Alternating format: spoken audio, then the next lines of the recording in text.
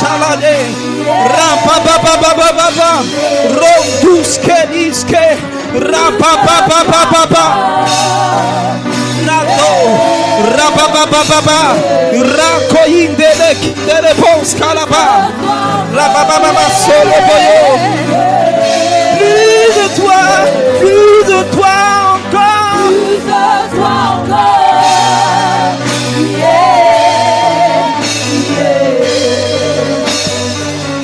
Seigneur, merci. Merci parce que tu nous remplis de ta présence. Nous voulons plus et nous ne voulons pas nous arrêter de demander jusqu'à ce que notre coupe déborde. Ce matin, nous sommes venus recevoir ta source, entendre ta voix, ressortir avec quelque chose de puissant. Je crois que quelque chose est sur le point de se produire dans nos vies, dans le nom puissant de Jésus. Et nous voulons pour cela te célébrer en t'acclamant, en poussant des cris de joie. Nous comprenons que tu es le véritable Dieu. Nous voulons plus Nous comprenons que tu es le véritable Dieu. Nous comprenons que ta présence fait du bien.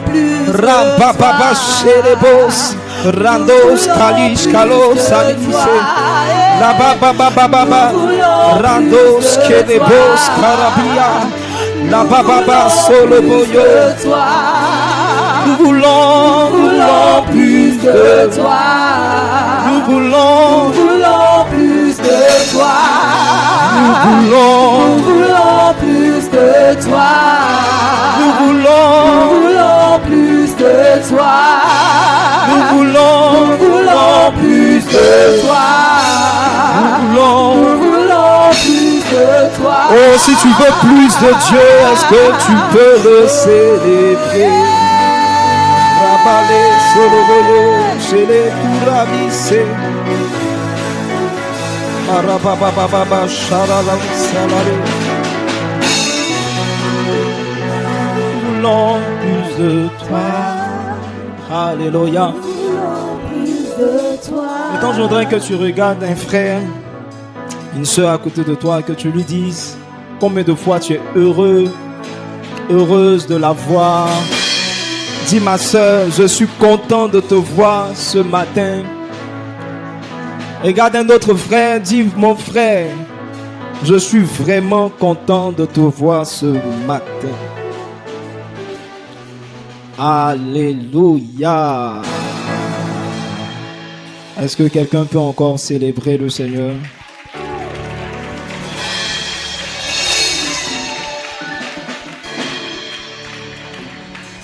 Amen.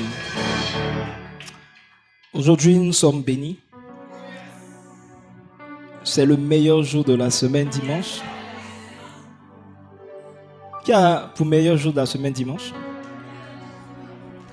C'est le jour où nous rencontrons Dieu de façon particulière. Et c'est un jour puissant. C'est pourquoi je veux te voir sourire et être en joie. Tu ne peux pas venir un dimanche et avoir la mine serrée.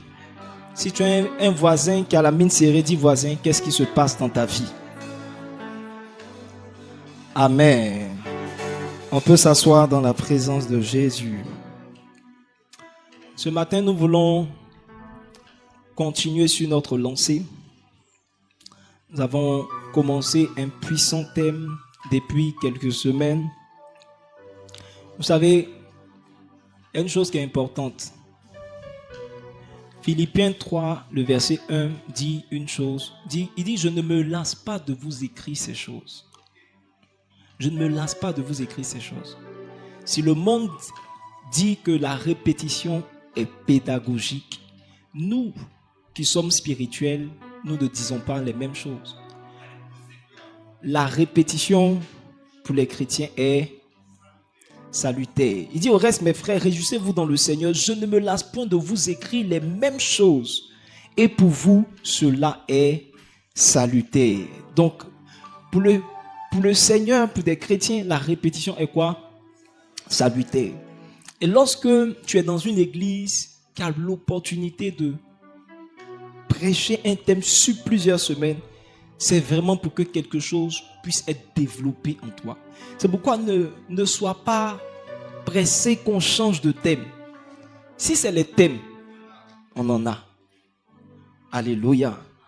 Si c'est thème, frère, il y a thème et puis il y a thème. Avant même, je prêchais des thèmes terribles. Des thèmes terribles. Alléluia. Je prêchais sur la divinité. Le divin en toi.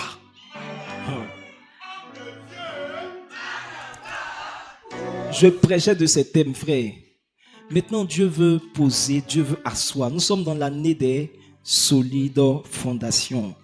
Alléluia. Donc, Dieu veut asseoir certaines choses puissantes en toi. Amen.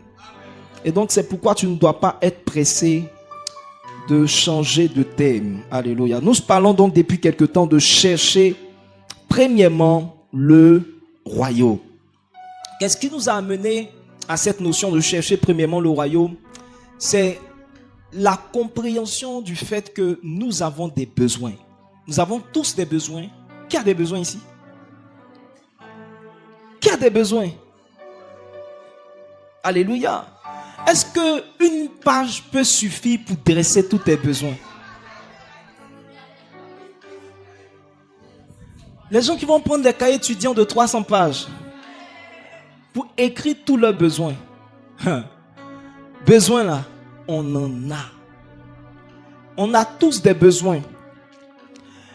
Mais nous avons compris que lorsque nous approchons le Seigneur pour chercher à comprendre comment est-ce que nous devons satisfaire nos besoins, nous devons être ouverts à la manière dont Dieu satisfait les besoins. Et nous avons touché deux grandes clés, sinon deux moyens par lesquels le Seigneur satisfait les besoins. Le premier moyen, c'est quoi? C'est quoi? Waouh! Je comprends pourquoi la répétition est vraiment salutaire. Personne n'est capable de me dire l'enseignement est sur YouTube. Bon, je ne sais même pas si l'enseignement est sur Facebook. Le résumé est sur Facebook. Ça a été prêché le dimanche passé. Le premier moyen que Dieu nous présente, c'est la prière. Il dit dans le livre de Hébreux 4, le verset 16, il dit: approchez-vous avec assurance du trône de la grâce, afin d'être secourus dans vos besoins. Il dit afin d'obtenir miséricorde, de trouver grâce pour être secourus dans nos besoins. Donc, la Bible nous fait comprendre que si nous voulons être secourus, si nous voulons que Dieu puisse pourvoir à nos besoins, le moyen privilégié que Dieu nous enseigne, c'est la prière. D'aller dans sa présence, de s'approcher de lui, afin de pouvoir obtenir miséricorde. Amen. Et dans Philippiens 4, le verset 6, la Bible dit: ne vous inquiétez de rien. Amen. Donc, ce qui te tracasse ne doit plus te tracasser. Ce qui t'inquiète ne doit plus t'inquiéter. Amen. Je vous ai parlé un mercredi du fait que j'étais en train de postuler pour un visa dans un pays dans lequel je ne suis jamais allé. Et ça demandait beaucoup de choses. Ça demandait des rendez-vous. Et je partais à certains rendez-vous qui étaient annulés, reportés. Je devais reporter. Et je voyais que je faisais beaucoup d'efforts. J'ai dû même changer de passeport. Parce que j'avais 2 voyages. Il y avait un voyage dans la saison. Donc j'étais en train de voir si je ne pouvais pas faire un 2e passeport pour pouvoir aller dans chacun de ces voyages. J'ai dû même annuler des voyages. J'ai dû annuler des voyages à cause de ce visa. Oui. J'ai dû annuler des voyages.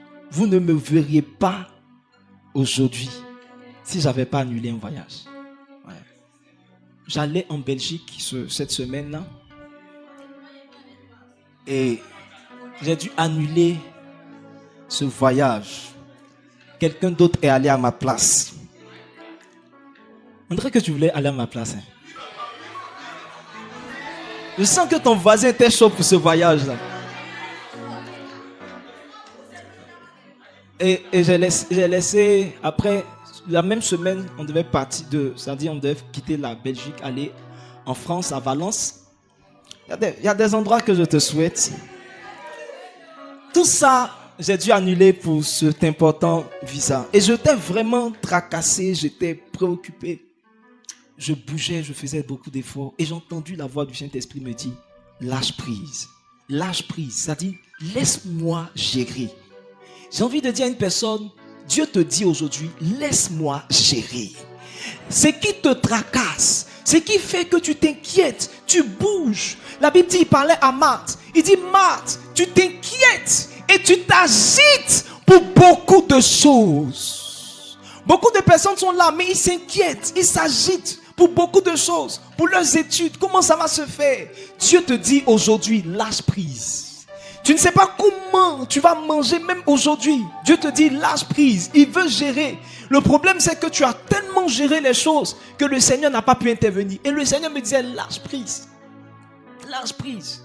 Ne vous inquiétez de rien. Ne vous inquiétez de rien. Je veux dire à une personne, ne t'inquiète de rien. Regardez, Dieu est quand même est puissant. On m'a raconté le témoignage d'un monsieur qui avait demandé le visa pour aller au Canada. Et en fait, il n'y a pas de consulat en Côte d'Ivoire pour le Canada. Donc les passeports vont à Dakar. Et c'est là-bas que les choses sont traitées. Ça revient. Le monsieur avait donc pris son billet. Il devait voyager samedi. Il devait voyager le samedi. Et c'était sa dernière opportunité. S'il ratait cette opportunité, je crois qu'il devait attendre 5 ans ou plusieurs autres années. C'était vraiment l'opportunité. S'il n'avait pas son visa et son passeport à ce moment précis-là, c'était perdu. C'était perdu. Alors, le monsieur avait réservé son billet, il voyageait le samedi. Et qu'est-ce qui s'est passé? Le vendredi, c'est le vendredi que son passeport arrive. C'est un homme de Dieu. C'est le vendredi que son passeport arrive. Waouh! Est-ce qu'on peut bénir le Seigneur? Parce que ton passeport aussi va arriver. Et le monsieur, son passeport arrive. Et lorsqu'il va retirer son passeport, il se rend compte que ce n'est pas lui. Ce n'est pas son passeport, c'est quelqu'un d'autre. On est vendredi.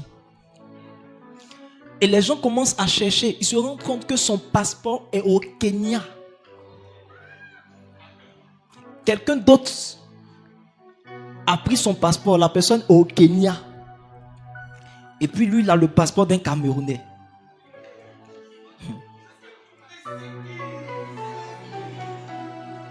Quand Dieu te dit ne t'inquiète de rien, il sait pourquoi. Je vous assure, en moins de 24 heures, son passeport est venu pratiquement, il était sorti même avec ses affaires. Ils se sont débrouillés, DHL, tout le reste, jusqu'à ce que son passeport arrive à 14 heures. Je crois qu'il devait être à l'aéroport à 18 heures. Son passeport est arrivé à 14 heures. Il a pris son passeport, il est allé directement à l'aéroport. Dieu est capable de faire des choses juste en un petit instant. Il peut changer le cours des choses si simplement tu lui laisses prendre le contrôle. Il dit ne vous inquiétez de rien, mais en toute chose, faites connaître vos besoins à Dieu par des prières. Donc, on fait connaître ses besoins par des prières. La prière, c'est le moyen par lequel on permet à Dieu de savoir ce dont on a besoin. Tu as besoin de quelque chose, mais tu n'exprimes jamais à Dieu. Tu ne dis jamais à Dieu ce dont tu as besoin. La prière est un moyen privilégié. Donc, ça veut dire que toutes les personnes qui ne prient pas, ce sont des personnes qui ont décidé que Dieu ne puisse pas pouvoir leurs besoins. Chaque fois que tu es dans une position où tu dis, j'ai la paresse, j'ai pas envie de prier, en fait, ce que ça veut dire au ciel, ça veut dire, Seigneur, tu n'as plus besoin de pouvoir à mes besoins. Ça veut dire que si tu avais une demande de passeport, tu dis, Seigneur, demande de passeport là, faut oublier. Chaque fois que tu ne pries pas, si tu as présenté des sujets, tu es en train de dire à Dieu, les anciens sujets que j'ai présentés là, faut laisser, faut oublier, faut passer à autre chose. Va exaucer quelqu'un d'autre. Je comprends pourquoi ton sujet de prière tarde. Parce que tu as dit plusieurs fois à Dieu. Hier soir, tu devais prier. Mais tu as dit à Dieu, ton besoin là, il n'a qu'à laisser. Ce matin, tu as dit à Dieu encore, ton problème, il n'a qu'à laisser. Il n'a qu'à gérer autre chose. Et Dieu a écouté. Alléluia. Donc la prière, c'est le moyen privilégié. Mais on a vu que la prière est limitée.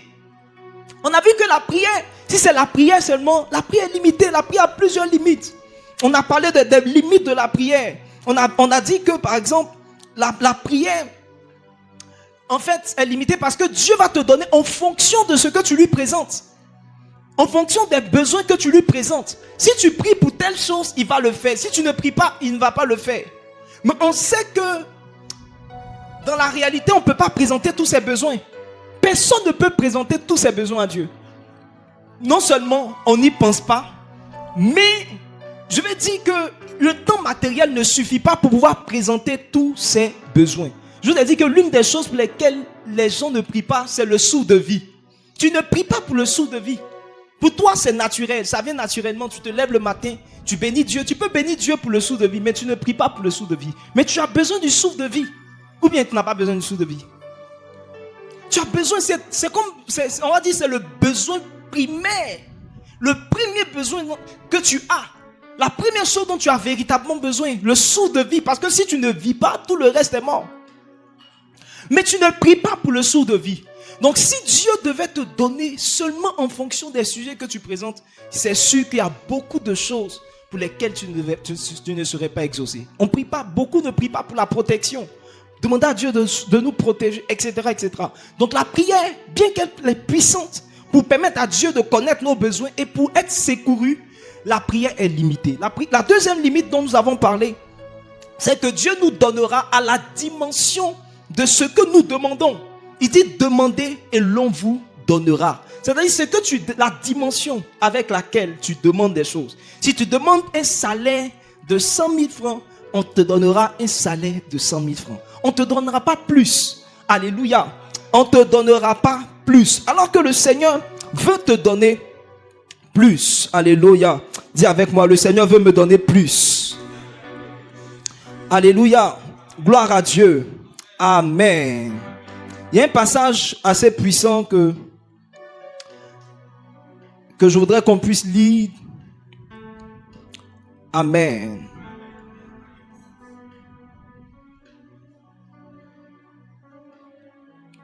Amen. Alléluia. Mais donne-moi déjà Éphésiens 3, verset 20. Éphésiens 3, le verset 20. La Bible dit, or à celui qui peut faire, par la puissance qui agit en nous, infiniment au-delà de tout ce que nous demandons ou pensons. Donc ça veut dire que Dieu peut faire au-delà. Dieu peut faire au-delà. Amen. Amen. Dieu n'est pas limité à la dimension, en fait, de prière que tu fais. Dieu peut faire au-delà. Dieu peut te donner au-delà de ce que tu demandes. Dieu peut le faire. Amen. Il dit au-delà de ce que nous demandons ou pensons. Donc ça veut dire que tu peux te demander des choses. Mais en réalité, Dieu peut faire au-delà de ce que tu demandes. Dieu peut faire au-delà. Et Dieu a envie de faire au-delà. Amen. Alléluia. Est-ce que tu es là? Si tu es là, donne un amen puissant. Luc 6, le verset 38. Luc 6, verset 38 dit, donnez et il vous sera donné. Regardez bien, il dit, on versera dans votre sein une bonne mesure, serrée. Une bonne mesure serrée. C'est-à-dire que quand tu pries, on te donne une mesure serrée, c'est-à-dire à la dimension de ta prière. La Bible dit, car on vous mesurera avec la mesure dont vous serez servis. Mais ce n'est pas là que Dieu veut s'arrêter. Il dit, il vous donnera une bonne mesure, serrée, secouée et qui déborde. Donc ce que Dieu veut faire dans ta vie, c'est te donner quelque chose au-delà. Pendant que tu es en train de prier pour un stage, finalement on t'appelle pour dire qu'on veut te mettre en contrat. Amen. Alléluia. Pendant que tu cherches l'homme de ta vie, il vient se présenter à toi pour dire je veux t'épouser. Parce que Dieu ne te donne pas à la dimension de ce que tu demandes. Pendant que tu es en train de prier pour dire Seigneur l'année prochaine fais-le. Avant la fin de l'année, le Seigneur le fait. Et ceux qui sont en train de dire Amen sont en train de recevoir. J'ai dit ceux qui sont en train de dire Amen sont en train de recevoir. Je sais l'alliance que j'ai avec mon Dieu. Mes paroles ne restent pas vides. Mes paroles ne restent pas sans effet. Pendant que tu attrapes, ça vient sur toi au nom de Jésus. Donc Dieu veut te donner une mesure qui déborde. La troisième limite dont nous avons parlé, c'est que nous ne savons même pas ce dont nous avons véritablement besoin. Et Romains 8, le verset 26 nous le dit. La Bible dit que Dieu nous aide dans nos faiblesses parce que nous ne savons même pas. Frère, tu ne sais pas. Tu peux prier pour quelque chose. Souvent les gens prient pour des sujets qui ne sont même pas nécessaires dans leur vie. Tu pries pour le mariage alors que toi-même il y a un décret de mort sur ta vie. Au lieu de prier pour être délivré de ce décret de mort, c'est mariage tu cherches. Maintenant tu vas te marier, puis un jour plus tard tu meurs. Tu ne sais même pas véritablement de quoi tu as réellement besoin. Tu es en train de prier pour pouvoir avoir un travail alors qu'il y a un programme sur ta santé. On veut que tu puisses être atteint à un certain moment. Il y a des projets contre ta santé. Au lieu de prier pour demander à Dieu de préserver ta santé, tu es en train de prier pour le travail. Si le travail vient plus, tu es malade. Comment tu vas travailler? Nous ne savons pas réellement ce dont nous avons besoin. Nous ne savons pas. C'est le Seigneur qui nous aide. C'est pourquoi la prière est limitée. On a besoin de quelque chose de plus puissant. Amen. Alléluia. La quatrième limite, c'est que présenter constamment nos besoins nous attache à nos besoins au lieu de nous attacher à Dieu. Le problème de la prière, prier constamment pour ses besoins. Beaucoup de chrétiens, tout ce qu'ils sont en train de faire, c'est demander à Dieu. Demander à Dieu, Seigneur, donne-moi ceci, Seigneur, donne-moi cela. La Bible parle d'un type de chrétien qu'on appelle les chrétiens sanctus. La sanctue, c'est un animal qui suce le sang. La sanctue, comme son nom même l'indique, c'est un animal qui suce le sang. Et Dieu dit que, en fait, les chrétiens sanctus, ce sont les chrétiens qui, lorsqu'ils prient, ne font que demander à Dieu, Seigneur, donne-moi, Seigneur, donne-moi, Seigneur, donne-moi, Seigneur, donne-moi. Alléluia. Certaines personnes disent que maman, c'est le fait de dire ma et mon, maman. Seigneur, je te prie pour ma maison, maintenant, mon voyage, mon mariage, maman. Donc tu es en train de servir maman parce que chaque jour tu es en train de prier pour ma et pour mon. Que le Seigneur te délivre de maman au nom de Jésus. Tu penses que tu n'as pas un problème avec maman, mais tes prières révèlent que maman est présente dans ta vie. Donc ça t'attache à tes problèmes, ça t'attache à tes besoins. Et je me suis rendu compte que ceux qui sont attachés à leurs problèmes, à leurs besoins, en fait, ils ne résolvent rien. En fait, chaque fois que tu cherches quelque chose, la chose court plus loin. Si tu cherches le travail, tu vas voir que le travail va courir. Est-ce que tu sais que l'argent a des pieds? L'argent court. Quand tu cherches l'argent court aussi. Plus tu cherches l'argent, plus la vitesse de l'argent aussi s'accélère. Donc le fait de constamment prier pour ses besoins, ça fait que tu es plus attaché à tes besoins. Alors que Dieu ne veut pas que nous soyons attachés à nos besoins. Il a dit depuis le début, il dit, si quelqu'un veut me suivre, qu'il renonce à lui-même. Qu'il renonce à lui-même. Je prie que tu renonces à toi, à tes ambitions, à tes projets, et que tu t'attaches au Seigneur. La chose suivante, c'est que nous avons dit, c'est que si nous ne demandons pas bien, il se peut aussi que nous ne recevions pas. La manière de demander importe. La Bible dit que vous priez, mais vous ne recevez pas parce que vous priez mal, vous demandez mal. Et souvent, Dieu me dit, parce que vous ne demandez pas. Parce que souvent, tu penses que tu es en train de prier, mais Dieu considère que tu n'es pas en train de prier. Amen. Amen. Donc, la manière de demander, si tu restes seulement à la dimension de la prière, il se peut que tu aies beaucoup de prières qui ne soient pas exaucées. Parce qu'il y a tout un enseignement, en fait des principes en ce qui concerne la prière. Si tu ne les maîtrises pas, tu vas faire des prières qui n'auront pas de sens pour le Seigneur. C'est pourquoi Dieu va dire à ses disciples, il dit jusqu'à présent, vous ne m'avez rien demandé. Dieu te dit aujourd'hui, jusqu'à présent, tu ne m'as rien demandé. Pourtant tu as dit à Dieu, mais Seigneur, je t'ai prié pour tant. Seigneur, je t'ai prié pour tant. Il dit mon frère, tu ne m'as encore rien demandé parce que tu ne sais même pas comment prier. Amen. Et la dernière chose nous avons parlé, c'est l'effet de surprise. Demander quelque chose, recevoir quelque chose qu'on a demandé, ça tue la chose. Ça tue. Il n'y a pas le goût de l'effet de surprise. Mais lorsque tu n'as pas demandé une chose, et puis tu la reçois. Jésus était particulièrement touché par cette femme-là qui avait offert un parfum de très grand prix. C'était pour sa sépulture. Jésus va dire, il dit cette femme a fait quelque chose. Jésus attendait quelque chose. Jésus voulait quelque chose. Parce que Jésus n'allait pas rester dans le tombeau. Il avait besoin que quelqu'un fasse quelque chose avant, pas après. Marie de Magdala, elle est partie en voulant embaumer le corps de Jésus, mais après. Il y a des choses que le Seigneur Jésus attend de toi maintenant. Alléluia. Et ça réjouit le cœur de Jésus que quelqu'un ait pensé à lui donner un parfum avant même sa mort. Alléluia. Un parfum qui coûtait excessivement cher. Fais quelque chose à quelqu'un. C'est-à-dire si on te fait quelque chose que tu as pensé. C'est-à-dire que tu réfléchissais, tu pensais à ça. Quand je suis parti en France cette semaine, j'ai reçu un petit cadeau pour l'église. C'est un petit cadeau pour l'église. Mais c'était quelque chose pour mes programmes, mes directs et tout le reste. C'était quelque chose que je pensais. Et une de mes filles est venue, je lui ai pas dit. Mais elle m'a offert exactement ce que je pensais. Je pensais acheter ça moi-même. Pendant que j'y pensais, elle m'a offert cela. Il y a une dimension où on te donne des choses que tu ne demandes pas. Ça vient directement à toi. La dernière fois, vous m'avez offert quelque chose de puissant. Un séjour dans un des hôtels les plus huppés de Bassam.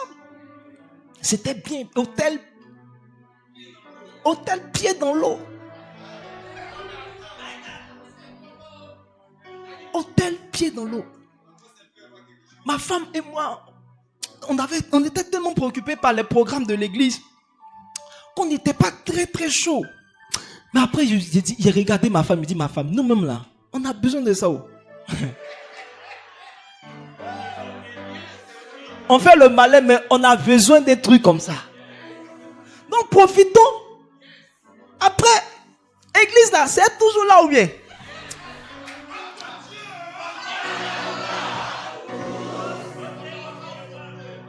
Frère, alléluia. Donc on est parti, on s'est fait bien. On est revenu. Frère, c'est important. Vous avez pensé à ce qu'on n'a pas dit. Vous nous avez donné quelque chose qu'on ne vous a pas exprimé. Et c'est ça qui crée la chose, l'effet de surprise. Dieu veut te donner quelque chose que tu n'as pas demandé. Je dis, il va donner à quelqu'un un salaire qu'il n'a jamais demandé. Il va te donner une épouse, un époux que tu ne pensais même pas avoir.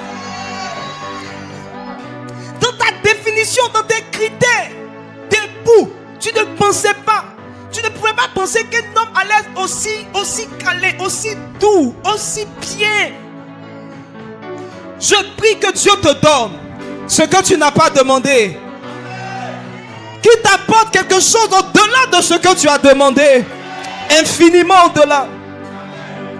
Et nous avons compris qu'en réalité, ce n'était pas par la prière qu'il le faisait, mais c'était par une deuxième clé qu'on appelle chercher le royaume.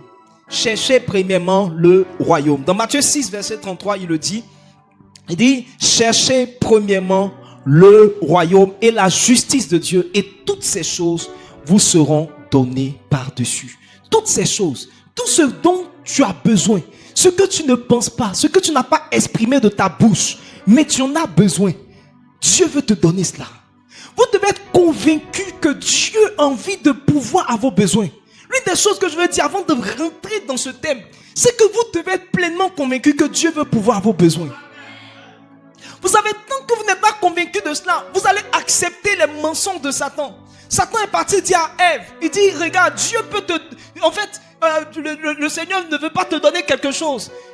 Si tu manges ce fruit, ton intelligence va s'ouvrir, tu seras comme Dieu. En réalité, par sa connexion avec Dieu. Elle était déjà Dieu. Elle avait la divinité en elle. Mais parce qu'elle a commencé à regarder, elle a pensé que Dieu n'était pas capable de pouvoir et de lui donner ce dont elle avait besoin. Elle a été trompée par le diable. Beaucoup de personnes, beaucoup de chrétiens tombent dans des choses, vont dans certaines vies, font certaines choses qui sont contraires à la pensée de Dieu parce qu'ils ne sont pas sûrs et convaincus que Dieu veut les bénir. Comment quelqu'un peut aller faire du boutage? Une personne qui fait du boutage, c'est une personne qui n'est pas pleinement convaincue que Dieu peut faire son affaire. Une personne qui va sacrifier, qui va demander un enfant en allant chez les féticheurs, demander un enfant, elle n'est pas pleinement convaincue que Dieu peut le faire. Dieu peut te donner ce dont tu as besoin. Je dis, Dieu peut pouvoir à tous tes besoins. Dieu peut te donner la maison de tes rêves. Il peut tout te donner. Il faut que tu sois convaincu de cela. Regardez ce qu'il dit dans Luc 12, verset 32, je crois. Luc 12, verset 32. Dieu veut te donner ce dont tu as besoin. Regardez, Dieu, dans le jardin d'Éden, l'épanouissement de Dieu était dirigé vers l'épanouissement de l'homme.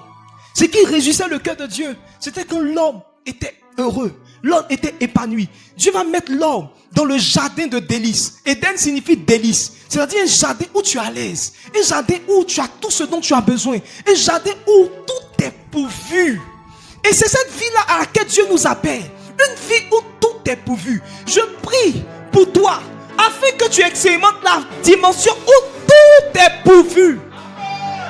La Bible dit les justes ne manquent d'aucun bien. Il y a une dimension dans laquelle Dieu veut t'introduire, dans laquelle tu ne vas manquer de rien. Frère, je ne manque de rien. Là où je suis, je ne manque de rien. Mes besoins sont pourvus. Tous mes challenges, chaque fois que je m'investis dans quelque chose, c'est pourvu. C'est pourvu. Dieu trouve le moyen. Lorsque j'étais en train, ma femme me parlait de l'école de mes enfants. Une école qui coûte cher. Et pendant que j'étais en train de réfléchir, j'ai commencé à prier le Seigneur. Je dis, Seigneur, cette affaire-là, on ne peut pas envoyer nos 2 enfants là-bas. Soit on envoie un, l'autre, il se débrouille. Le grand garçon va se débrouiller. Un garçon est fait pour se débrouiller. Oui. J'allais le balancer quelque part. Ou bien je balance les 2 quelque part. J'ai dit à ma femme, nous allons vivre bien. J'ai dit à ma femme, laisse les enfants. Je vais te mettre à l'aise. J'ai dit, ma femme, c'est dit que on fait au restreint pour les enfants. Toi, je te mets bien. Elle n'est pas convaincue. Elle n'était pas convaincue. Elle dit, me mettre bien, c'est mettre mes enfants bien. Elle dit, franchement, ton problème, il est trop grand. Je suis en train maintenant de prier. Et le Seigneur me dit, regarde, tu t'inquiètes pourquoi? C'est moi qui donne l'argent pour l'école. Tu es en train de te stresser en voulant envoyer tes enfants dans une école dans laquelle tu n'es pas toi-même à l'aise. Pourquoi tu ne penses pas que moi, Dieu, je peux pouvoir et te donner ce dont tu as besoin? Je suis Dieu, l'or et l'argent m'appartiennent. Pourquoi tu t'inquiètes? Elle dit, ah bon? Donc j'ai dit à ma femme, on les envoie. Frère, Dieu est en train de pouvoir terriblement. Et il va encore pouvoir. Il va encore pouvoir. Il va encore pouvoir. Il pourvoira. Mon Dieu m'aime et il veut pouvoir à mes besoins. Regardez ce qu'il dit dans Luc 12. Il dit, ne crains point. Oh yes. Regarde comment Dieu t'appelle, petit troupeau. Ne crains point. C'est comme ton nom de caresse. Petit troupeau, mon petit garçon, mon petit chéri. Ne crains point, petit troupeau. Oh yes. Est-ce que tu sais que tu as ton nom de caresse? Tu as ton nom de caresse. Dieu t'appelle Juju. Petit Juju. Oh.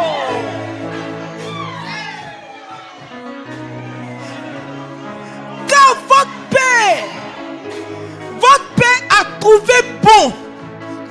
donner le royaume. Votre Père a trouvé bon de vous donner tout ce qui est bon. Ici, le royaume, c'est tout ce qui est bon, tout ce qu'il y a de glorieux, de merveilleux. La Bible dit dans le ciel, tout s'écrit gloire. Dieu a choisi de te donner les meilleures productions, les meilleures choses du pays. Ne crains pas. Mais au verset 31, il dit, verset 31,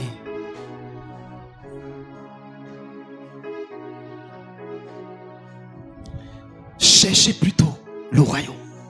Si tu cherches le royaume, je te donnerai tout ce qu'il y a de glorieux. C'est pourquoi tu dois dire, Seigneur, je veux chercher le royaume. Dis avec moi, je veux chercher le royaume.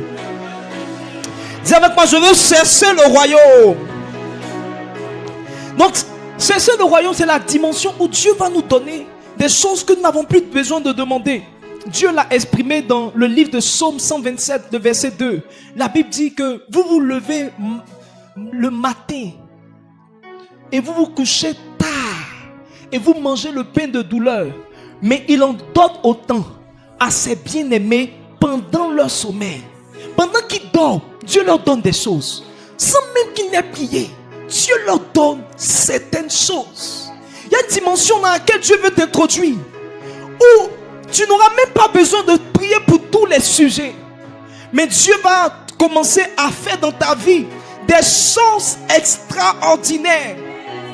Je ne sais pas si je parle de toi ou de ta voisine, mais je vois Dieu t'introduire dans une dimension où tous tes besoins seront pourvus, sans même que tu les demandes, dans le nom puissant de Jésus de Nazareth. Regardez ce qu'il dit dans Ésaïe 65, verset 1. Il dit, j'ai exaucé ceux qui ne demandaient rien. Il y a une dimension où Dieu veut t'introduire. Il dit, j'ai exaucé ceux qui ne demandaient rien. Je prie pour toi, que Dieu t'introduise dans la dimension où tu seras exaucé avant même que tu n'aies demandé. Avant que tu n'aies demandé, que Dieu te donne des choses au nom de Jésus. Amen. Il en donne autant à ses bien-aimés pendant leur sommeil. Pendant que tu dors, Dieu est en train de travailler. Amen. Qui veut la dimension? Qui veut cette dimension? Oh yes. On a vu l'exemple des disciples qui sont allés évangéliser, ils sont revenus. Dieu a pourvu à leurs besoins. On a vu Néhémie, ce que Dieu a fait de lui. Amen. Alléluia. Donc, que signifie chercher premièrement le royaume? Amen. On va essayer tout doucement de comprendre cette notion. On va commencer par, dans ce bout de phrase, il y a des mots importants. Le premier mot, c'est chercher. Le deuxième mot, c'est premièrement. Et le troisième mot, c'est le royaume. Donc, on va commencer par le royaume parce que tout tourne autour du royaume. La première chose que je veux dire sur le royaume, quand on parle du royaume de Dieu, c'est le règne de Dieu. Le règne de Dieu. C'est quoi le règne de Dieu? C'est lorsque la seigneurie de Dieu est établie. En fait, si vous regardez bien, vous allez comprendre que Dieu n'est pas en train de régner partout. Dieu n'est pas en train de régner sur toute la terre. C'est peut-être une parole qui vous choque, mais c'est vrai. Et cette parole-là, je la tiens de John Wesley, qui dit que Dieu n'est pas en train de régner sur toute la terre. Pourquoi? Parce que la première chose, c'est que Dieu a donné à l'homme la domination. La Bible dit que Dieu a donné au prince la terre, au fils de l'homme de régner sur la terre. Donc Dieu ne fait rien sur la terre sans composer avec les hommes. Donc si Dieu doit régner, ce sont les hommes qui font qu'il règne. Pourquoi je dis que Dieu ne règne pas? Parce que si Dieu règne, c'est pourquoi la Bible dit, il dit que la volonté de Dieu soit faite sur la terre comme elle est dans le ciel. Regardez dans le ciel. Dans le ciel, il y a une perfection exceptionnelle. Dans le ciel, la Bible dit tout s'écrit gloire. Dans le ciel, il y a une sainteté qui ne dit pas son nom. Si vous entrez dans le ciel, vous serez marqué par la sainteté. Quand Dieu règne dans un endroit, il y a la sainteté. Quand Dieu règne dans un endroit, il y a l'amour l'amour de la présence de Dieu. Quand Dieu règne dans un endroit, il y a le désir de passer du temps dans sa présence. Quand vous regardez autour, vous voyez beaucoup de choses. Vous regardez, vous voyez la prostitution. Vous regardez, vous voyez la drogue. Des choses terribles qui sont en train d'arriver au fur et à mesure. Vous voyez l'homosexualité. Le simple fait qu'il y ait des gens dans l'homosexualité montre que Dieu n'est pas en train de régner dans la vie de ces personnes. Lorsque nous parlons du règne de Dieu, c'est quand Dieu sera en train de dominer sur tous les hommes. Quand Dieu sera en train de régner sur tous les hommes. Et on va voir des cœurs pour Dieu. On va voir des gens qui vont aimer Dieu. On va voir des gens qui vont courir pour aller dans la présence de Dieu. On va voir des gens. Regardez, j'ai une prophétie dans le livre de Zacharie, je crois. Une prophétie qui m'a vraiment marqué. Zacharie 8, verset 20. Zacharie 8, à partir de verset 20. L'une des manifestations du règne de Dieu, c'est ça. Il dit, ainsi par l'Éternel des armées, il viendra encore des peuples et des habitants d'un grand nombre de villes. Il viendra des peuples d'un grand nombre de villes. Les habitants d'une ville iront à l'autre en disant, allons implorer. Ça dit que c'est plus une affaire de on va te chercher pour venir à l'église. C'est toi qui vas chercher ton responsable pour dire, on va quand, à quel moment le cas va démarrer pour qu'on parte à l'église. Il dit les habitants, vous savez à un certain niveau, quand le réveil est quelque part, quand le règne de Dieu est quelque part, toi qui es membre, tu appelles ton responsable pour dire responsable, tu ne m'as pas appelé. J'attends ton appel. Parce que, voilà, moi-même j'aime ça. J'aime quand tu m'appelles. Je prie que ce règne arrive dans l'église au nom de Jésus. Il dit allons implorer l'Éternel. Partout on dit allons implorer l'Éternel et chercher l'Éternel des armées. Nous irons aussi. C'est-à-dire que d'une ville à une autre, ils sont en train de se challenger à aller à l'église. Ils sont en train de se challenger à aller chercher Dieu. Et tout le monde s'accorde pour dire nous allons aller.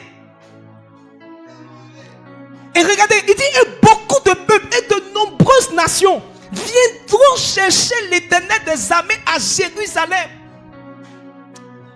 Et c'est pourquoi je crois que aussi lors des retraites du sacerdoce, beaucoup de peuples et de nombreuses nations viendront chercher l'Éternel. Moi je replace à Jérusalem pas à la retraite du sacerdoce et implorer l'Éternel. Maintenant regardez le verset 23. Ainsi parle l'Éternel des armées. En ces jours-là, 10 hommes de toutes les nations saisiront un juif par le pan de son vêtement et diront nous irons avec toi. C'est qu'on va serrer le cou d'un juif pour dire toi, il faut que tu nous conduises vers Dieu. J'ai dit, on va t'attraper, les gens vont te dire toi, là où tu vas à l'église, je vais partir aussi. Là où tu vas à l'église, aujourd'hui, on y va. Il dit, nous irons avec vous, car nous avons appris que Dieu est avec vous. Le règne de Dieu. Le règne de Dieu. Regarde autour de toi. Le règne de Dieu n'est pas manifeste. Le règne de Dieu, c'est la volonté de Dieu. La volonté de Dieu, c'est quand les plans de Dieu sont manifestes. Dieu n'aime pas l'échec. La volonté de Dieu, il dit, je connais les projets que j'ai formés pour vous. Ce sont des projets de bonheur et non de malheur, pour vous donner de l'avenir et de l'espérance. La volonté de Dieu pour toi, c'est que tu sois heureux, que tu sois épanoui. La volonté de Dieu pour toi, c'est que tu réussisses. Partout il y a l'échec. C'est comme si la volonté de Dieu n'est pas en train d'être manifestée. Amen. La maladie n'est pas la volonté de Dieu. Lorsque la maladie règne quelque part, c'est comme si Dieu n'est pas en train de régner. La maladie n'est pas la volonté de Dieu, le plan de Dieu. C'est pourquoi ce matin, je suis en train de prier pour toi. Que tout ce qui n'était pas de Dieu, toute semence que Dieu n'avait pas plantée, qu'elle disparaisse de ta vie au nom puissant de Jésus-Christ de Nazareth. Dans Matthieu 6, verset 10, il dit, quand vous priez, dites que ton règne vienne, que ta volonté. Parce que lorsque le règne de Dieu établit la volonté de Dieu, Dieu veut que les hommes soient sauvés. La Bible nous le révèle dans 1 Timothée. Il dit, 2 verset 4, il dit, Dieu veut que tous les hommes soient sauvés. 3 et 4, que tous les hommes soient sauvés. Alléluia. Il dit, il veut que tous les hommes soient sauvés. Dieu veut que tous les hommes soient sauvés. C'est-à-dire que lorsqu'on parle du royaume, c'est quand les gens sont sauvés. Quand les gens sont sauvés, est-ce que les gens sont sauvés autour de toi? Ta voisine, est-ce que ta voisine est sauvée? Est-ce que ta maman a craint le Seigneur, a accepté Jésus dans sa vie? Non. Je suis allé en France. Je suis allé en France. Dans mon allée en France, il y a quelqu'un qui a donné sa vie à Jésus. Et le Seigneur, vous savez, je n'étais pas très fier de mes voyages. Quand les gens disent, ah vraiment, papa, tu voyages beaucoup. Pour moi, l'honneur sera quand on va m'inviter pour aller prêcher. Pour moi, je me dis que c'est quand on m'invite pour aller prêcher que je suis un gars dangereux. Si on me dit, bon, homme de Dieu, on t'invite en Belgique, c'est ça, mais travail qui t'envoie en Belgique. Et le Seigneur m'a dit, regarde, ton travail est le moyen par lequel je t'envoie en mission. Dieu m'a parlé, j'ai dit, ah!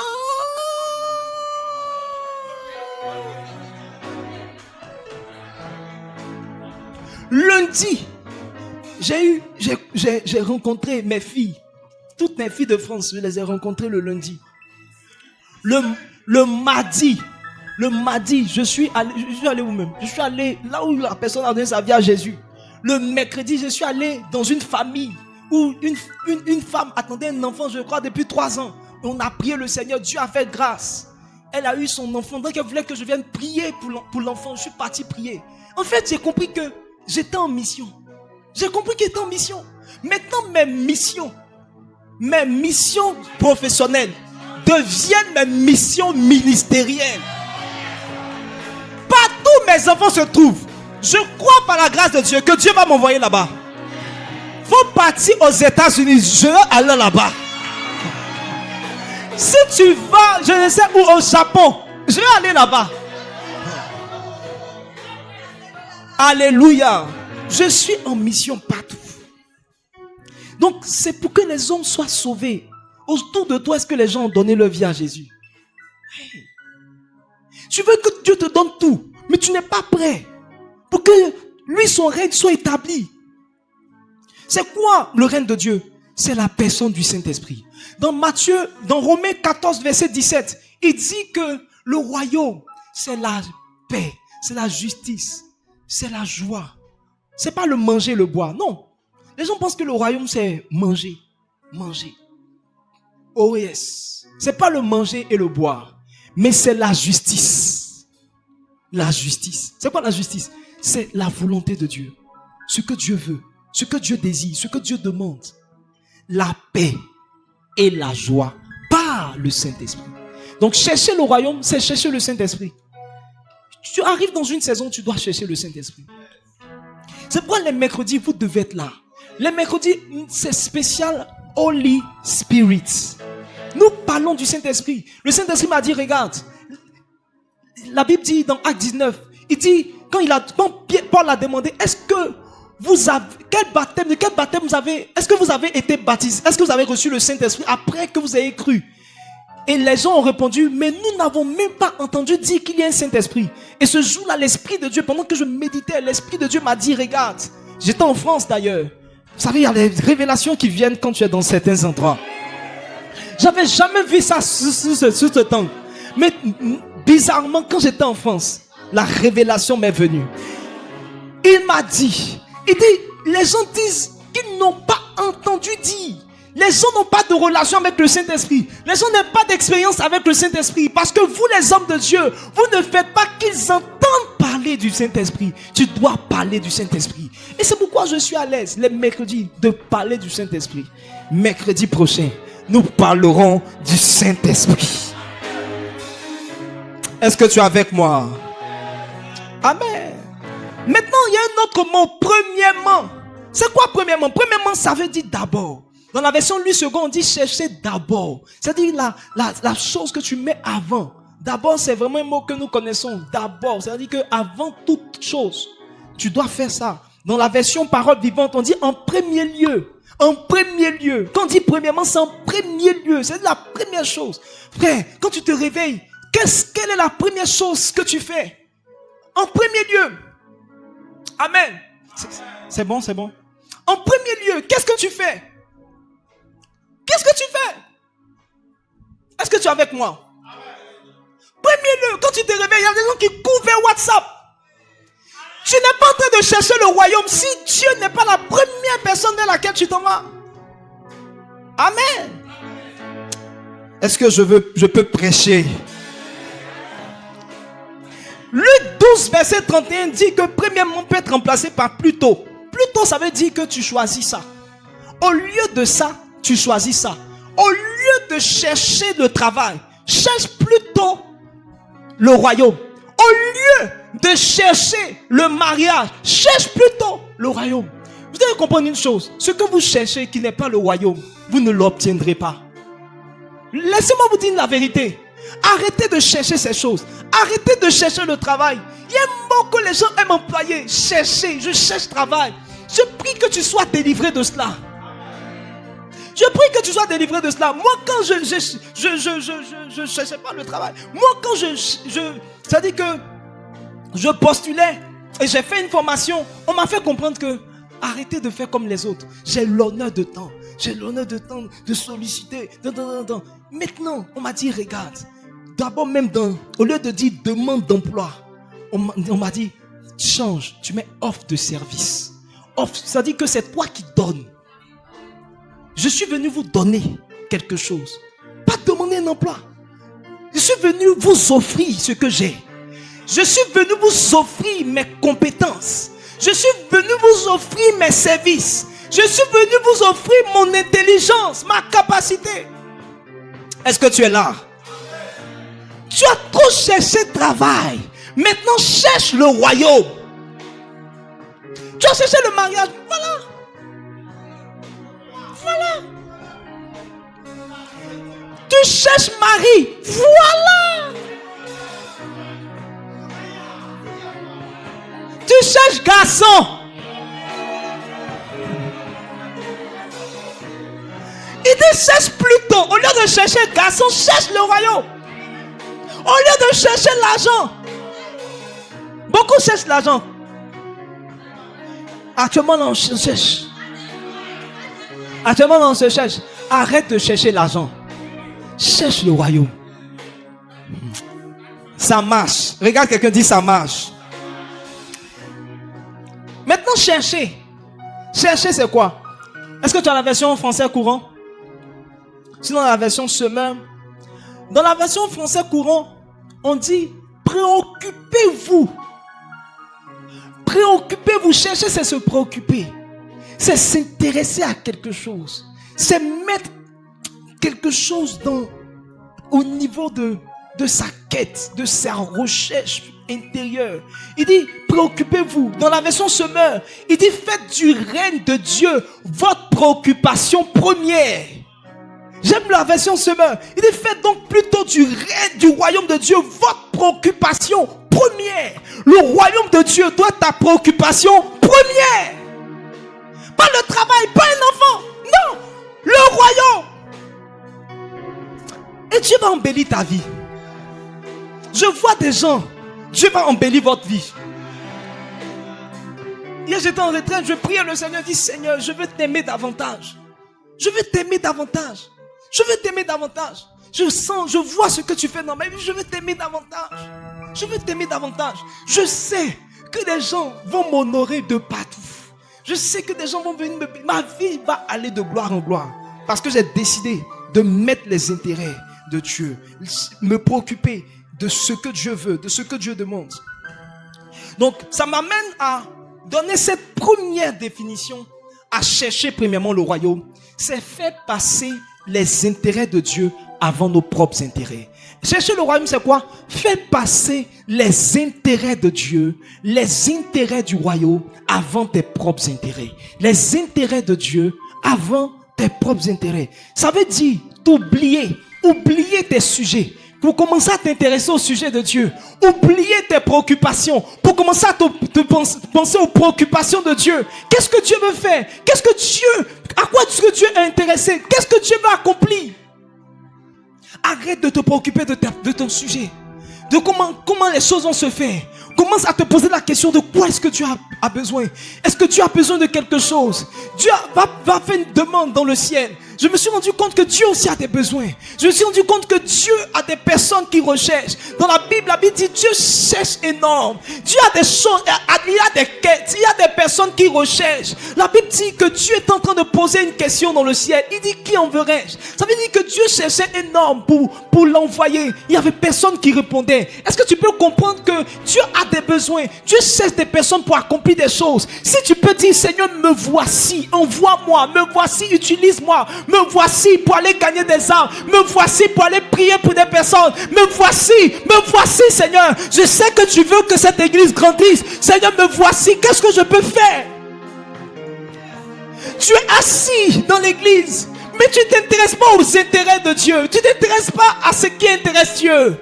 Tu es assis, tout ce qui t'intéresse, c'est comment est-ce que tu vas être béni. Beaucoup de personnes viennent pour le travail. Beaucoup de personnes viennent pour le mariage à l'église. Les gens viennent pour obtenir la solution à leurs problèmes, pour que leurs besoins soient pourvus. Ils ne viennent plus pour Dieu. Ils ne viennent plus pour la présence de Dieu. C'est pourquoi tes besoins ne sont pas pourvus. Parce que tu cherches autre chose. Dieu ne dit pas. En fait, quand on dit premièrement, dans la pensée de Dieu, c'est pas parce qu'il y a un deuxièmement, mais c'est parce que tu dois comprendre que la chose que tu dois mettre, l'unique chose, la chose unique, the number one, Dieu. Il dit plutôt, ça dit, il n'y a pas autre chose que tu cherches après. Tu ne cherches pas Dieu d'abord et puis après tu vas chercher autre chose. Non, c'est Dieu. Dieu, toute ta vie, tu dois chercher Dieu. Arrêtez de venir à l'église pour ce que Dieu peut vous donner. Qu'est-ce qui crée les déceptions dans les églises? C'est parce que les gens viennent pour ce que Dieu peut leur donner. Si tu viens désintéressé, Dieu ne peut pas te faire du mal. En fait, tu ne peux pas être blessé. Non. Regardez, lorsque j'ai connecté avec mon père spirituel, je me suis donné une règle. Je dis, si tu voulais la règle principale ou la seule règle, c'est que mon père spirituel ne peut jamais me choquer, me blesser. Je me suis donné cette règle. C'est-à-dire, peu importe son comportement, je l'aime. Peu importe s'il m'appelle, il fait bien. Peu importe ce qu'il ne fait pas, il le fait. Je me suis dit que mon père spirituel, il est bon. Je n'ai rien à lui reprocher. De maintenant jusqu'à aujourd'hui, depuis ce temps, depuis 2013, ça fait 10 ans que je suis connecté à lui. Je ne lui ai jamais rien trouvé. Non. Mon père spirituel, il est parfait. Non, il est parfait. Non, j'ai rien à lui reprocher. Je me suis établi ces bases. En fait, la manière dont tu es venu à Dieu fait que tu es souvent choqué quand Dieu ne te donne pas ça. Parce que tu es venu pour ça. Tu es venu pour ça. Pourquoi tu as du mal? Souvent tu es découragé, tu as du mal à prier, tu as du mal à venir à l'église. C'est parce que tu es venu d'abord pour certaines choses. Donc quand tu ne les obtiens pas, tu es blessé, tu es frustré, tu es dans l'amertume. Mais Dieu dit cherche plutôt. Il vous a dit cherchez la présence de Dieu, on ne tape jamais poteau. Dieu est toujours disponible. Si tu cherches Dieu, tu vas le trouver. Il est toujours présent. Oh yes. Oh yes. Je vais chercher Dieu. Je vais trouver mes intérêts dans les intérêts de Dieu. Dans quel domaine vous devez faire passer les intérêts de Dieu? La première chose, c'est globalement dans votre vie. Dans votre vie. Luc 10, le verset 17 à 20. Dans votre vie, vous devez faire passer quoi? Les intérêts de Dieu. Qui gouverne vos vies? Qui règne dans vos vies? La Bible dit les 70 revinrent avec joie, disant: Seigneur, les démons même nous sont soumis en ton nom. Jésus leur dit: je voyais Satan tomber du ciel comme un éclair. Voici, je vous ai donné le pouvoir de marcher sur les serpents, sur les scorpions, sur toute la puissance de l'ennemi, et rien ne pourra vous nuire. Regardez le verset suivant. Il dit: cependant, ne vous réjouissez pas de ce que les esprits vous sont soumis, mais réjouissez-vous de ce que vos noms sont écrits dans les cieux. Vous savez une chose, lorsqu'on parle du royaume de Dieu, chercher le royaume, la première chose qu'on voit, c'est gagner les âmes, c'est faire des choses pour Dieu, c'est très important. Mais vous savez une chose, Dieu n'est pas heureux, content quand ta vie est en train de servir, peut-être à gagner des âmes, mais quand toi-même, tu n'es pas gagné. Il dit, c'est vrai, vous êtes en train de chasser les démons. Chasser les démons, c'est quoi? C'est délivrer des personnes. Chasser des démons, c'est invoquer le règne de Dieu. Parce que le règne des démons était là. Maintenant, on chasse les démons. Jésus dit, si c'est par le doigt de Dieu ou par le Saint-Esprit que je chasse les démons, alors le règne de Dieu ou le royaume de Dieu est venu vers vous. Ça veut dire que quand on chasse les démons, c'est vrai. Le règne de Dieu est manifeste. Mais Dieu dit, la première chose que tu dois rechercher, c'est que Jésus soit établi dans ta vie. Que ton nom soit écrit. Toi qui me regardes, est-ce que ton nom est écrit dans le livre de vie? Est-ce que ton nom est écrit dans le livre de vie? Frère, c'est bien, tu peux aller évangéliser. C'est bien, tu peux aller gagner des âmes. Mais est-ce que ton âme est gagnée à Jésus? Ma question c'est, est-ce que toi-même, tu vis une vie qui est agréable au Seigneur? Et c'est pourquoi le Seigneur va nous dire une chose. Il dit, sachez que tous ceux qui me disent Seigneur, Seigneur, n'entreront pas tous dans le royaume, mais celui-là, seul, qui fait ma volonté. La Bible dit, il dira à des personnes qui ont chassé des démons, qui ont prophétisé en son nom, il dit, je vous dirai, je ne vous connais pas. Ça veut dire qu'en réalité, vous n'avez pas servi mes intérêts. Parce que si vous avez servi mes intérêts, j'allais vous connaître. Je ne vous connais pas parce qu'en réalité, même si vous avez chassé des démons, même si vous avez gagné des armes, même si vous avez prophétisé, le fait que vous-même, vous n'aviez pas une relation avec moi, faisait que je ne pouvais pas vous connaître et vous reconnaître. Dieu sait qu'il y a des âmes qui viennent dans l'église, mais il ne sait pas par qui. Il voit 2 âmes ajoutées. Mais le nom, il ne voit pas. Parce qu'il ne te connaît pas. Dieu ne te connaît que lorsque tu lui as donné ta vie et que tu vis une vie qui soit agréable à lui. Dieu ne te connaît pas. Regarde ton voisin, dis à ton voisin, il se peut que Dieu ne te connaisse pas. Vous savez, le jour du retour de Jésus, ça sera chaud. Ça sera chaud. Des responsables vont pleurer. Des assistants pasteurs vont pleurer. Des chants vont pleurer. Des batteurs de renom vont commencer à pleurer. Frère, si Jésus vient actuellement, c'est comment? C'est chaud. Frère, la première chose que Dieu veut, c'est que son règne soit établi dans ta vie. Que tu lui aies donné ta vie, que tu vives une relation avec lui. On parle de beaucoup de choses. Les gens oublient. Les gens oublient l'essentiel. C'est pourquoi Jésus, pendant que les disciples se réjouissaient, nous avons chassé les démons, nous avons fait ceci, c'est nous qui installons la sonorisation, c'est nous qui faisons les affiches, c'est nous qui faisons ceci, c'est nous qui faisons cela. Jésus dit, regarde, c'est bien tout ça, mais réjouissez-vous plutôt de ce que vos noms sont écrits dans le livre de vie. Dieu n'est pas intéressé par une personne qui est en train de gagner des âmes pour lui, mais qui n'est même pas gagné à Christ. Est-ce que Dieu t'a gagné? Est-ce que Dieu t'a gagné? Je prie dans cette saison que Dieu puisse te gagner.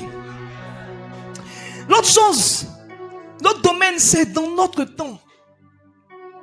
Dieu veut régner dans ton temps. Dieu veut que tu fasses passer ses intérêts dans le temps, dans ton organisation personnelle. Je me suis rendu compte d'une chose. Ce n'est pas le manque de temps qui fait que les gens ne prient pas. C'est le fait qu'ils n'ont pas mis Dieu en priorité. Le temps, on en a toujours.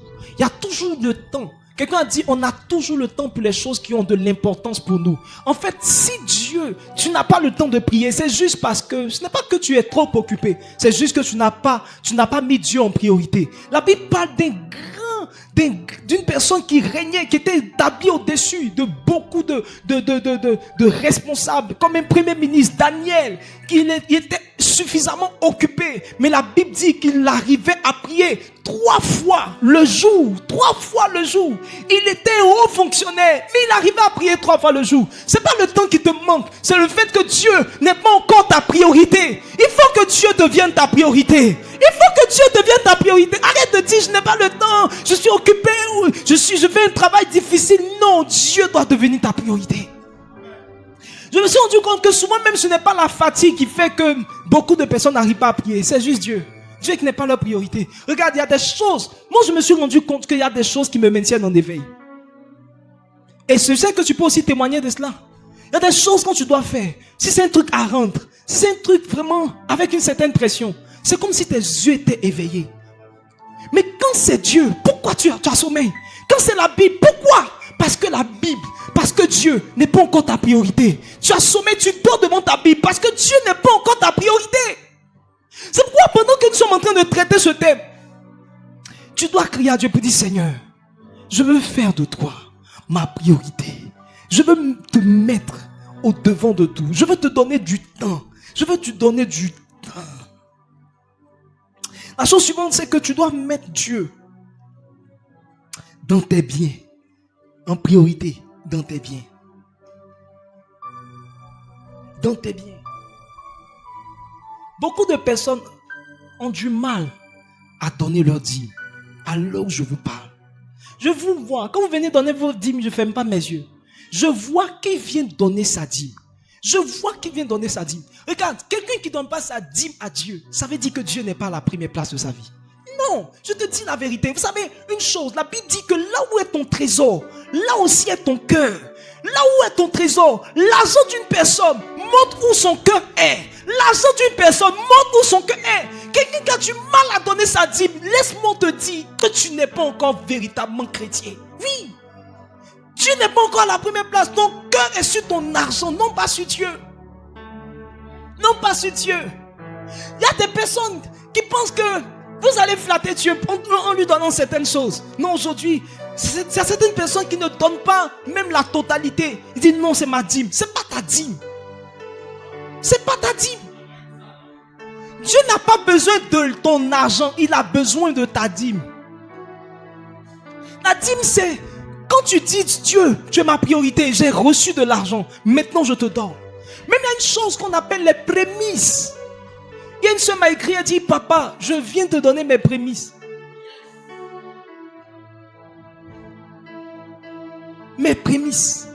Certaines personnes, ça, prémices, même. Homme de Dieu, pardon, faut expliquer un peu, frère. Regardez, aucun passage ne dit qu'on doit donner son premier salaire à son papa. Ça, c'est jamais écrit. C'est jamais, tu peux pas trouver un passage de la Bible qui dit qu'on doit donner son salaire à son papa. Non. Moi, quand j'ai fait mon premier stage, j'ai donné mes prémices. C'est-à-dire la première prime de stage, j'ai donné ça à Dieu. Quand j'ai eu mon premier contrat, mon deuxième stage même, parce que j'ai fait le stage, j'ai commencé un stage où je suis parti parce que, avant même, il était trop. J'ai commencé un stage, j'ai fait 1 mois et demi, c'était 3 mois, j'ai fait 1 mois et demi. J'ai dit c'est bon. Il y avait une retraite qui se préparait. J'ai dit, bon, c'est bon. C'était notre première retraite après le lancement.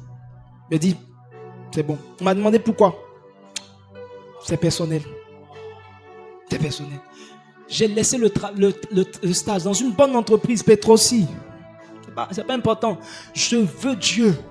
Je suis allé chercher. C'était dans cette période que j'ai eu le baptême du Saint-Esprit. J'ai dit, c'est bon. C'est ça, mettre Dieu en premier.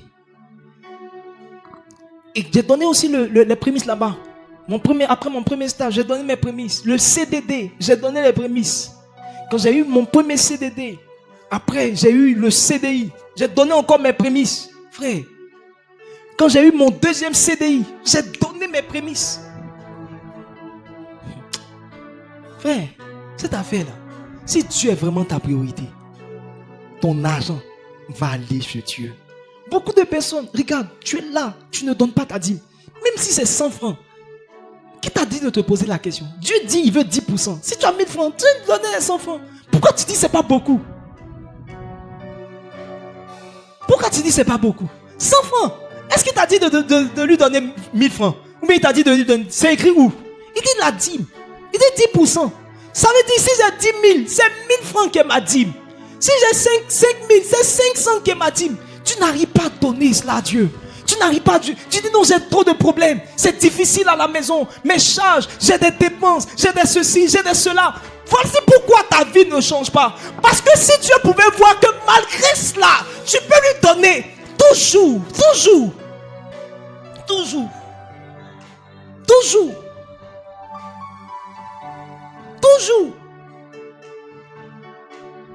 Quand je regarde mon salaire, mon net, j'ai pas envie de donner des chiffres, mais je donne presque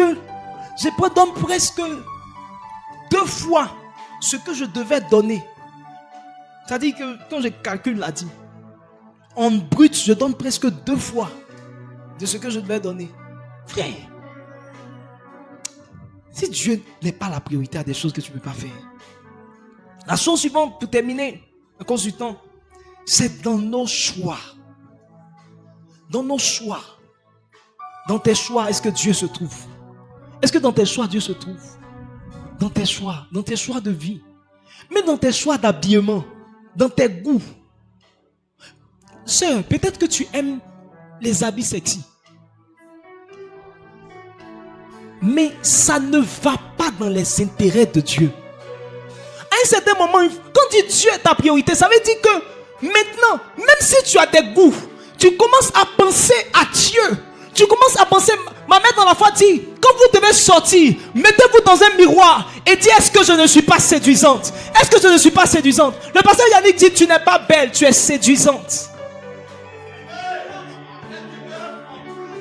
Tu t'habilles de façon à séduire. Regarde, on change son habillement parce que Dieu commence à devenir la première personne dans notre vie. Peut-être qu'on a notre style, peut-être qu'on a une certaine façon de faire les choses, mais on sait que ça ne plaît pas à Dieu. On sait que les gens seront choqués. On sait que les gens vont commencer à tomber dans le péché à cause de nous. On change notre comportement, notre vestimentaire, parce qu'on se dit que notre façon de nous habiller ne participe pas aux intérêts de Dieu. Toi seul, quand tu viens, ta façon de t'habiller, quand on te voit, les frères là même, ils perdent leur disposition. Tu es là. Même ta façon même de marcher même. Tu bouges. Tu remets tout. C'est pour qui? C'est à qui? À qui cela appartient?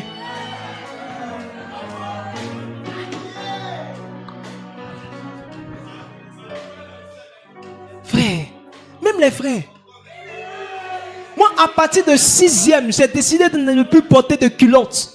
Frère, personne ne peut voir mes mollets et vivre. Personne. La seule personne qui a pu voir mes mollets, c'est ma femme. Vous pouvez prier le Seigneur, vous ne verrez jamais mes mollets. Non. Mes mollets, c'est spirituel. Si tu vois mes mollets, mes mollets, c'est la gloire de Dieu, frère. C'est la gloire de Dieu. Toi, tu es là, tu t'exposes. On voit tes cuisses, on voit tes fesses, on voit même tes dessous. On s'imagine tes dessous. Les frères même là, ils se plaquent. Ils se plaquent. Les frères, c'est terrible. Pour porter leur pantalon même, c'est terrible. Je ne parle pas des sœurs. Souvent même tu te demandes, mais comment elle arrive à porter ça? Tu te dis, c'est pour sa petite sœur, mais elle va se débrouiller pour porter. Dans tes goûts, Dieu doit prendre la première place. Dans ta façon de faire. Alléluia. Oh yes, si tu es béni par cette parole, tiens-toi debout et acclame très fort le Seigneur. Et je veux que tu pries sincèrement. Dieu doit prendre la première place dans ta vie. Dieu doit prendre la première place. Prie le Seigneur, dis Seigneur, prends la place qui t'est due. dans mes choix, dans ma vie, dans mon temps, dans mes biens, dans tout ce que j'ai. Je veux te mettre en premier. Je veux que tu sois ma préoccupation première. C'est qui me challenge. C'est qui me challenge, que ce soit de te faire plaisir. C'est qui fait battre mon cœur, que ce soit de te faire plaisir. Que ce qui me fait bouger, me fait veiller, que ce soit comment je peux glorifier ton nom, comment je peux devenir un instrument. Malo silebo shalabalaba randis kelelelelelele rabababa. Je veux mourir à mes intérêts. Je veux mourir à mes intérêts. Je veux mourir à mes intérêts. Je veux mourir à mes intérêts. Randosh karabalaba rekinde sulolu shalele rababababala e rindo salile. Je veux mourir à mes intérêts, à ce qui me fait plaisir. Oh Saint-Esprit de Dieu, pour te donner la première place. Pour te donner la première place. Est-ce que quelqu'un est en train de prier? Je ne te vois pas prier. Je ne te vois pas prier. Dis Seigneur, je veux que tu sois à la première place. Je veux te donner la première place dans mes choix. Dans mes choix. Dans mes choix. Les choix que tu fais. Le choix de travail que tu fais. Un travail qui t'éloigne de Dieu, un travail qui t'empêche de venir à l'église n'est pas un véritable travail. Si tu cherches Dieu, tu devrais laisser ces choses. Tu devrais laisser ces choses. Tout travail qui t'éloigne de la présence de Dieu n'est pas pour toi un travail que tu devrais saisir. Rankayando sharabalabalaba. Yanderebe sekerebos. Lève la main droite. Seigneur, tu as dit: réjouissez-vous de ce que vos noms sont inscrits dans le livre de vie. Seigneur, je veux prier dans le nom de Jésus, que tu puisses être le premier, que tu puisses recevoir la première place dans notre vie, dans notre cœur, dans nos choix, dans nos ambitions, dans tous les domaines de nos vies, dans le nom puissant de Jésus. Je te fais maître de nos vies. Viens régner. Que quelqu'un commence à voir ton royaume comme sa préoccupation première. Comme sa préoccupation première. Oh yes, merci Jésus, parce que tu le fais au nom de Jésus. Je veux que tu t'asseyes dans la présence du Seigneur. Et je veux te parler à toi. Tu es venu ici, mais tu sais que tu n'as pas encore donné ta vie à Jésus. Il dit: réjouissez-vous de ce que vos noms sont écrits dans le livre de vie. Si tu es ici et que ton nom n'est pas écrit dans le livre de vie, tu n'as pas cette assurance que si Jésus vient aujourd'hui, tu es sauvé. Laisse-moi te dire que Dieu veut te donner une bonne occasion. Je veux te demander simplement là où tu es. Tu es là et tu dis: pasteur, prie pour moi. Je veux donner ma vie à Jésus. Je veux donner la première place à Jésus. Je veux que tu lèves la main là où tu es. Tu veux donner ta vie à Jésus. Lève la main. Lève la main. Lève la main. Je vais prier avec toi. Lève la main. Il faut que ton nom soit écrit dans le livre de vie. Tu es peut-être assis, mais ton nom n'est pas encore écrit dans le livre de vie. Et tiens-toi debout, on va prier ensemble. Tiens-toi debout, on va prier ensemble. Tiens-toi debout, tu as levé la main. Tiens-toi debout, on va prier ensemble.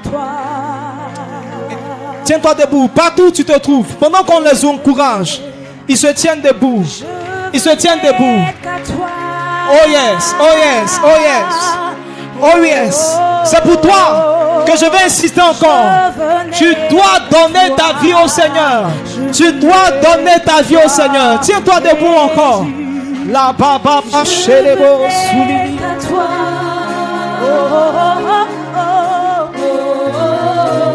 Alléluia. Et je veux t'aider à prier le Seigneur. Je vais te donner une prière que tu vas répéter du plus profond de ton cœur. Ferme les yeux maintenant et tu vas répéter cette prière. Je veux que tu sois juste sincère. Pendant que tu es sincère, le Seigneur vient rentrer dans ta vie. Et si tu fais cette prière de façon sincère, ton nom sera écrit dans le livre de vie. C'est pourquoi prie avec moi, dis: Seigneur Jésus. Seigneur Jésus, me voici devant toi. Me voici devant toi. Je veux m'abandonner à toi. Je veux m'abandonner à toi. Tu es mort pour moi. Tu es mort pour moi. Afin que je sois sauvé. Aujourd'hui, je veux te donner la place. La première place. Dans ma vie. Je t'accepte Jésus. Comme mon Seigneur. Et mon Sauveur. Viens régner dans ma vie. Prends la première place. Au nom de Jésus. Je veux t'obéir.